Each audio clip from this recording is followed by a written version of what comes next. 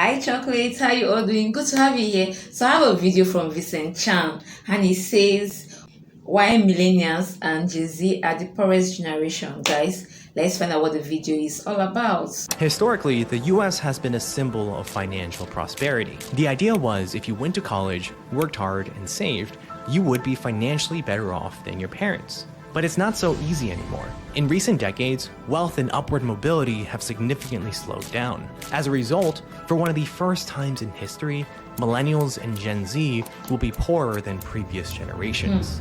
The interesting thing is, on paper, income has been growing steadily for decades now. Chances are you're probably earning more than your parents did, even when adjusted for inflation. Which sounds great, but when you begin to ask yourself why, a different narrative emerges. Why am I struggling to pay my student loans off when my parents paid theirs off by working minimum wage? Why am I struggling to rent a 20 square foot apartment when my parents bought their house at 21? In the 1960s, the minimum wage was $1 an hour, and the price of the average US home was $11,000. Two high school kids could get married on graduation day, start working, and own a home in 5 years. Today, unless you're making over $25 an hour, you're poorer than a grocery store worker from the 1960s, adjusted for inflation. The reason is the difference between wealth and income. Wealth is what you've got, and income is what you get. While income has been growing over time for millennials and Gen Z, wealth has been decreasing. Today, millennials hold 41% less wealth than a similarly aged adult in 1989, and it's because of this one thing.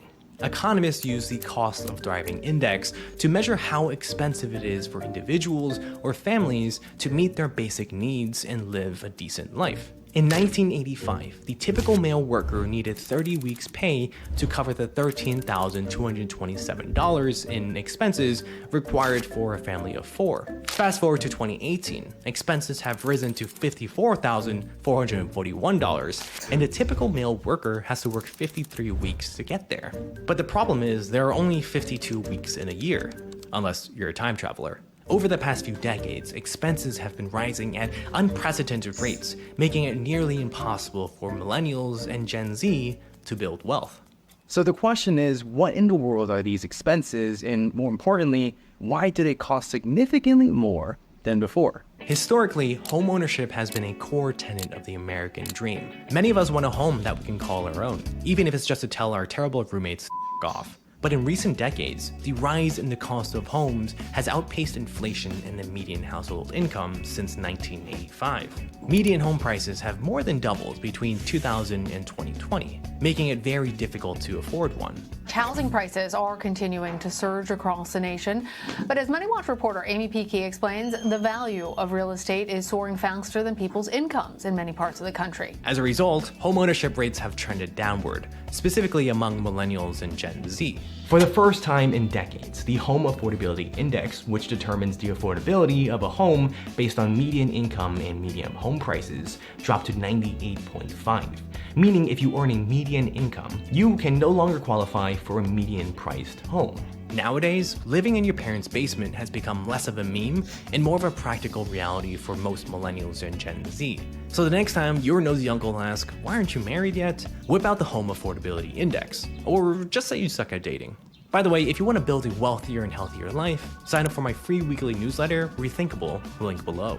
When it comes to our economy, homeownership plays an essential role, and not being able to afford one is a big problem. So I'm moving into a new apartment in New York City, and I'm actually shocked. I had prepared for moving costs, some furniture, and late night pizza, but I wasn't expecting how much cost would add up. I thought, hey, we'll get a nice couch, add a little bit of paint, add some lights. The next minute, our Excel budgeting spreadsheet turned into multiple pages with complex formulas and calculations. Broker fee, rental insurance, amenity fee, application fee. For every piece of furniture we bought, we'd find 2 more things that we needed to complement it. Take this couch, for example. So this couch is beautiful. We really love the way it looks, but it looks lonely. We figured we needed some carpet, lights, and side tables to go with it. When you factor in everything, just moving into a new apartment can cost thousands of dollars. That's money that's being funneled into the local economy. And this is only renting. If you're buying a house, you'll have HOA fees, home renovations, landscaping, and more.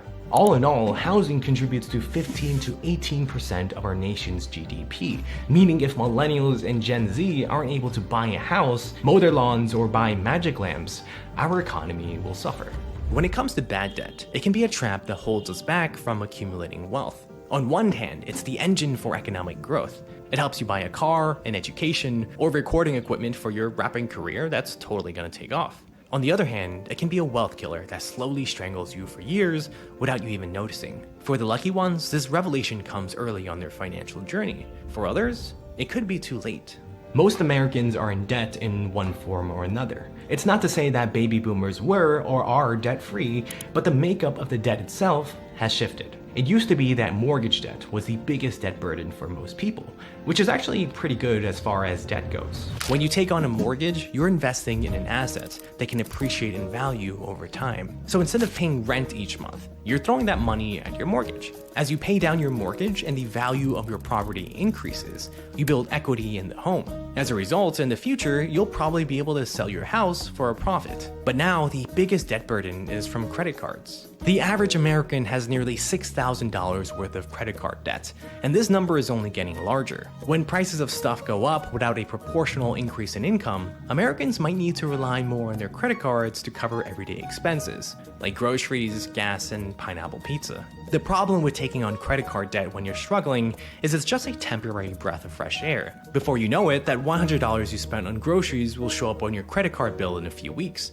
And if you still don't have the $100 to pay it off, soon that $100 bill will become $120, $144, and so on. But it's not just credit card debt that makes millennials and Gen Z poorer than previous generations. Gone are the days when all you needed to get a job was to stroll into the office and give a firm handshake. Nowadays, a college degree is a minimum requirement to even step foot into the door. And it doesn't help that a college degree is more expensive than ever. Millennials pay an average of $24,600 for a year of college. When baby boomers started college, that number, adjusted for inflation, was only about $10,300. And even adjusting for inflation doesn't tell the whole story. Basically, inflation is determined by the average change in prices from a defined basket of goods, like food, gasoline, and computers. The problem is, big and important things like housing and education vastly outpace the average inflation rate. In 1978, the minimum wage was $2.65 an hour. Tuition for in-state public colleges cost $688 a year. Today, the minimum wage is $7.25 an hour, but tuition for in-state public college is $9,212 a year.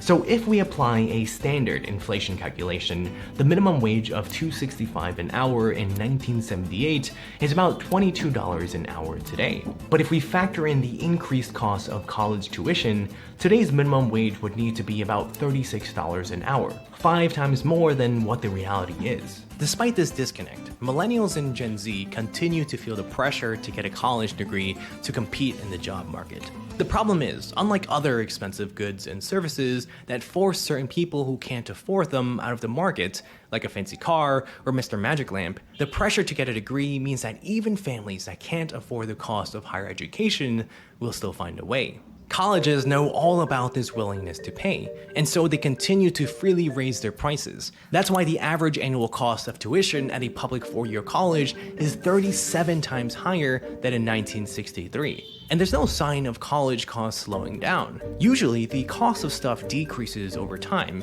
as new competitors enter the market, increasing the supply, like TVs, phones, and whatever this is. But higher education is an oligopoly, basically a market with limited competition. There are significant barriers to entry for those who want to start a new college, which makes new colleges and competitors non-existent. Now you might think, sure, the current economy isn't ideal, but millennials and Gen Z made their own financial choices. They chose to spend it all on Starbucks, avocado toast, and unnecessary smart speakers. You've got to be kidding me. But what if I told you that isn't the whole story, and baby boomers actually had significant advantages that no longer exist for millennials and Gen Z?